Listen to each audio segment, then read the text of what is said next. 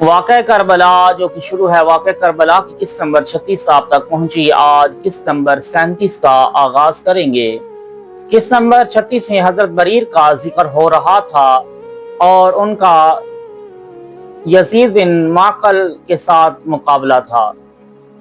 یزید کو قتل کرنے کے بعد حضرت بریر امام علی مقام کی خدمت میں حاضر ہوئے۔ حضرت امام نے اسے جنت کی بشارت دی اور وہ پاک اعتقاد بزرگ اس بشارت سے خوش ہو کر میدان میں آ گئے اور بجیر بن اوس کے ہاتھوں شہید ہو گئے۔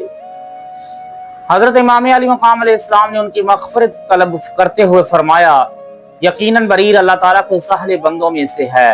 نور الائمہ میں روایت آئی ہے کہ حضرت بریر کو شہید کرنے والے کا چچا زاد بھائی عبداللہ بن جابر اس کے پاس آیا اور کہا، اے بجیر، تو نے بریر کو قتل کر دیا، اور کہا، خدا کی قسم وہ مقربان درگاہ خدا اور خواص اہل اللہ کے زمرہ سے تھے۔ بجیر پشیمان ہو کر لشکرگاہ سے باہر نکل آیا اور اس پر خوف غالب آ گیا تو وہ فریاد کرتا ہوا مر گیا اور اس طرح خون نحق عرصہ گاہ قیامت میں اپنے ساتھ لے گیا۔ حضرت بریر کی شہادت کے بعد ایک نہایت خوبصورت اور خوبصیرت نوجوان حضرت وہب میدان میں آئے۔ حضرت وہب کا چہرہ چاند کی طرح اور زلفیں سنبل اور مشک سیاہ کی طرح تھیں۔ قدرت نے صورکم فاحسن صورکم کی قلم سے ان کے چہرے کے نقش و نگار بنائے تھے۔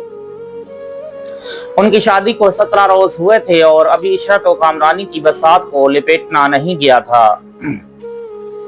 ان کی والدہ انہیں چاند کہا کرتی تھیں۔ وہ ان کے پاس آئے اور کہا، اے فرزند دلپند اور جوان ارجمند، اور اے آنسو برسانے والی آنکھوں کے نور اور تکلیفیں اٹھانے والے سینہ کے سرور، اے پرتوے چراغ جاں اور گلے باغ روح دوراں، مجھے تو سیاسی محبت ہے کہ تیرے بغیر ایک ساتھ بھی زندہ نہیں رہ سکتی، اور تیرے ساتھ ایسی الفت رکھتی ہوں کہ مجھ میں یہ طاقت نہیں کہ تجھے دیکھے بغیر ایک سانس بھی لے سکوں۔ مگر خیال کر کے اس دشت کربلا اور صحرائے پربلا میں جگر گوشہ مصطفیٰ بے وفاؤں کی جفاؤں میں گرے ہوئے ہیں۔ میں چاہتی ہوں کہ آج مجھے اپنے خون سے شربت پلا تاکہ تو نے جو میرا دودھ پیا ہے وہ تجھ پر حلال ہو جائے۔ میری تمنا ہے کہ تو نقد جان کو تب کے اخلاص پر رکھ کر امام حسین علیہ السلام کی خدمت میں حاضر ہو جائے تاکہ کل قیامت کو تجھ پر راضی ہو جاؤں۔ جانے مادر اور جا اس کی سرور کے سامنے سر قربان کر اور مردان راہ خدا کی طرف حوث و ہوا کو ترک کر۔ حضرت وہاب نے کہا، اے مادر مہربان، میں شہزادہ دو جہاں علیہ السلام کو دیکھ رہا ہوں، مجھے ان پر اپنی جان نثار کرنے میں کوئی مذائقہ نہیں، مگر میرا دل اس نو عروس کو دیکھتا ہے جس نے غربت میں میری ساتھ موافقت کی اور ابھی اس نے میرے وصال کی شاخ سے پھل نہیں چکھا۔ اگر آپ اجازت دیں تو میں اس سے تنہائی میں مل لوں۔ ماں نے کہا، جاؤ، مگر عورتیں ناقص العقل ہوتی ہیں، ہو سکتا ہے تجھے افسانہ سے فریب دے دے اور باتوں باتوں میں دولت سروری اور سعادت جاوید سے محروم کر دے۔ حضرت وہاب نے کہا، امی جان، خاطر جمع رکھے، میں امام حسین علیہ السلام کی محبت پر اپنی جان کے درمیان اس طرح کمر باندھی ہے کہ میری بیوی کا فریب ایک ناخن کے برابر بھی ان کے گرہ نہیں کھول سکتا۔ میں آپ کی مودت کو اس انداز سے لوہے دل پر رقم کیا ہے کہ دھوکے اور مکر کا پانی اسے کبھی نہیں دھو سکتا۔ بعد ازاں حضرت وہاب اپنی بیوی کے پاس تشریف لائے اور کہا، اے میری بانوئے مساز اور مونس دل نواز، تمہیں معلوم ہے کہ آج فرزند رسول خدا صلی اللہ علیہ وآلہ وسلم اس دشت کربلا میں گرفتار ہیں اور یار و دیار سے دور بے وطن اور اکیلے رہ گئے ہیں۔ میں چاہتا ہوں کہ آپ کے قدموں پر نقد جان نثار کر دوں اور مصرع شہادت پر سے آیت سعادت کی تلاوت کروں تاکہ کل قیامت کو اللہ تبارک و تعالی کی رضا، حضرت محمد رسول اللہ صلی اللہ علیہ وآلہ وسلم کی شفاعت، حضرت فاطمہ الزہرا سلام اللہ علیہا کی خوشنودی اور حضرت علی المرتضی رضی اللہ تعالی عنہ کی عنایت میرے شامل حال اور رفیق روزگار ہو۔ حضرت وہاب کی نوبیاہتا بیوی نے آرزو بھرے دل سے آہ کھینچی اور کہا، اے میرے غمگسار دوست اور انیس وفا، میری ہزار جان، امام حسین علیہ السلام کے غلاموں پر نثار، کاش شریعت میں عورتوں کو جنگ کرنے کی اجازت ہوتی تو میں بھی آپ پر جان قربان کرتی۔ تاہم میں یقین رکھتی ہوں کہ امام علی مقام علیہ السلام پر آج کے دن جو جان بھی قربان دی ہوگی، کل قیامت کو اسے عرصہ بہشت پاکیزہ سرشست کے قصر فردوس بری میں حور العین کے وصال سمیت داخل کیا جائے گا۔ آپ میرے ساتھ چل کر امام حسین السلام کی خدمت میں حاضری دیں اور آپ کے سامنے میرے ساتھ عہد کریں کہ میرے بغیر بہشت میں قدم نہیں رکھیں گے اور وہاں اس دار القرار میں میرے رفیق و غمگسار شوہر کی حیثیت سے میرے ساتھ رہیں گے۔ حضرت وہاب نے کہا بہت اچھا، چلیں گے۔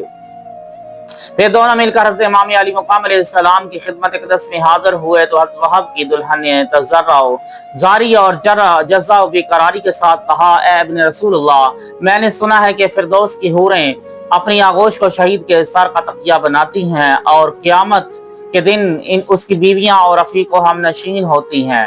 یہ جوان اپنی جان ہارنے کا ارادہ رکھتا ہے جبکہ میں نے اس سے کوئی فائدہ حاصل نہیں کیا، اور دوسری بات یہ ہے کہ میں اس جگہ غریب و بیچارہ ہوں اور یہاں پر نہ میرے ماں باپ ہیں، نہ بہن بھائی، نہ خویش و اقارب اور نہ ہی کوئی غمگسار و مددگار ہے۔ میں چاہتی ہوں کہ میرا شوہر عرصہ گاہ محشر میں مجھے تلاش کرے اور میرے بغیر بہشت میں نہ جائے، نیز یہ کہ مجھ غربت زدہ کو آپ مجھے اپنی بیٹیوں اور بہنوں کے سپرد کر دیں تاکہ اہل بیت کے حرم محترم کی کنیزوں اور خدمتگاروں میں جگہ پالوں۔ میں یقین رکھتی ہوں کہ سرپردہ عصمت میں میرے دامن عفت تک کسی نہ محرم کا ہاتھ نہیں پہنچے گا۔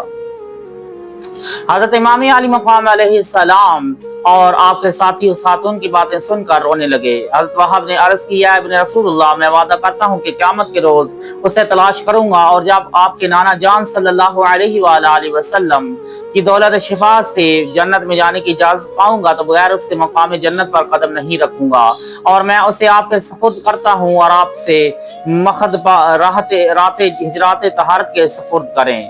یہ کہا اور پھول کی طرح شگفتہ اور چودھویں کے چاند جیسے چمکتے ہوئے چہرے کے ساتھ میدان کو رخ کر لیا۔ حضرت وہاب میدان گھوڑے پر اس طرح سوار تھے کہ جس طرح عمر گرامی جاری ہو اور اجل ناگانی کا ورود ہو رہا ہو۔ حضرت وہاب نے ذرا وادی داؤدی پہن کر اس کی کڑیاں ملائیں، نیزے کو سیدھا ہاتھ میں لیا، مکی ڈھال کو بائیں کاندھے پر ڈالا اور رجز خوانی شروع کر دی۔ بہر کیف حضرت وہاب گھوڑا دوڑاتے ہوئے میدان میں پہنچے اور گھوڑے کی لگام کھینچتے ہوئے امام علی مقام علیہ السلام کی مداح و ستائش میں قصیدہ کہا، پھر کوہ پہ کر گھوڑے کو دوڑاتے ہوئے گھوڑے کے چند ایسے کھیل دکھائے اور اپنے ہنر کا اس طرح مظاہرہ کیا کہ اپنے اور بیگانے دوست اور دشمن نے آفرین کہا اور ان کی کھیل کی داد دی۔ پھر انہوں نے مبارز طلب کی تو جو شخص ان کے سامنے آتا اسے کبھی گھوڑے کی پشت سے نیزے پر میں پرو دیتے اور کبھی تیغ و دریغ سے اس پر ہلاکت کے دروازے کھول دیتے، یہاں تک کہ بہت سے سپاہیوں کو خاک تیرا پر ڈال دیا اور کشتوں سے ایک پشتہ تعمیر کر لیا۔ پھر اپنی والدہ خدمت میں حاضر ہو کر عرض کی، امی جان، کیا آپ مجھ پر خوش ہیں یا نہیں؟ وہاب کی والدہ نے کہا، ہاں میں خوش ہوں، تو نے میں نہایت مردانگی ظاہر کی ہے اور رسم فرزانگی بجا لایا اور نصرت کا پرچم لہرا رہا ہے، مگر میں چاہتی ہوں کہ جب تک تیرے جسم میں جان ہے تو جنگ جاری رکھے۔ حضرت وہاب نے کہا، امی جان، میں فرما بردار ہوں مگر میرے دل اس نو عروس کی طرف کھینچتا ہے، اگر آپ اجازت فرمائیں تو میں اسے وداع کر لوں اور آخر مرتبہ ایک بار اسے پھر دیکھ لوں۔ ماں سے اجازت لے کر حضرت وہاب اپنی بیوی کے خیمہ میں تشریف لے گئے تو اس کے سود فراق میں رونے اور فریاد کرنے کی آواز سنائی دی اور اس نے شوق کی گرمی سے گرم جگر سے آتشیں کھینچی اور کہا۔ حضرت وہاب کو تاب نہ رہی، وہ گھوڑے سے اترے اور اپنی بیوی کو دیکھا کہ زانو میں حسرت پر سر رکھے ہوئے چشم سے قطرات اشک برسا رہی ہیں۔ حضرت وہاب نے کہا، تو نے یہ کیا حال بنا رکھا ہے اور اس طرح زار و قطار کیوں رو رہی ہے؟ ان کی بیوی نے جواب دیا، اے آرام جاں اور انیس دل ناتواں۔ حضرت وہاب نے بیٹھ کر اس کا سر اپنی گوش میں لیا اور اس سے باتیں کرنے لگے کہ اچانک میدان سے آواز آئی، کیا کوئی جوان ہے جو لڑائی کے لیے باہر آئے؟ حضرت وہاب نے یہ آواز سنی تو اٹھ کر فرمایا۔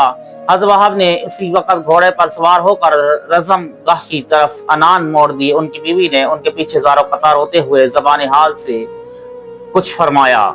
حضرت وہاب بن عبداللہ شیر ببر اور طاقتور اژدہے کی طرح تیغ آبدار اور نیزہ جان شکار سائقہ کے کردار کے ساتھ مارکہ کارزار میں تشریف لائے اور یزیدیوں کی طرف سے میدان میں آنے والے بہادر حکیم بن طفیل کو نیزے کا وار کر کے ایک ہی حملے میں زمین پر گرا دیا اور اس کی ہڈیاں توڑ دی۔ دونوں لشکروں میں شور مچ گیا اور ان کے سامنے دوسرا کوئی مبارز نہ آیا۔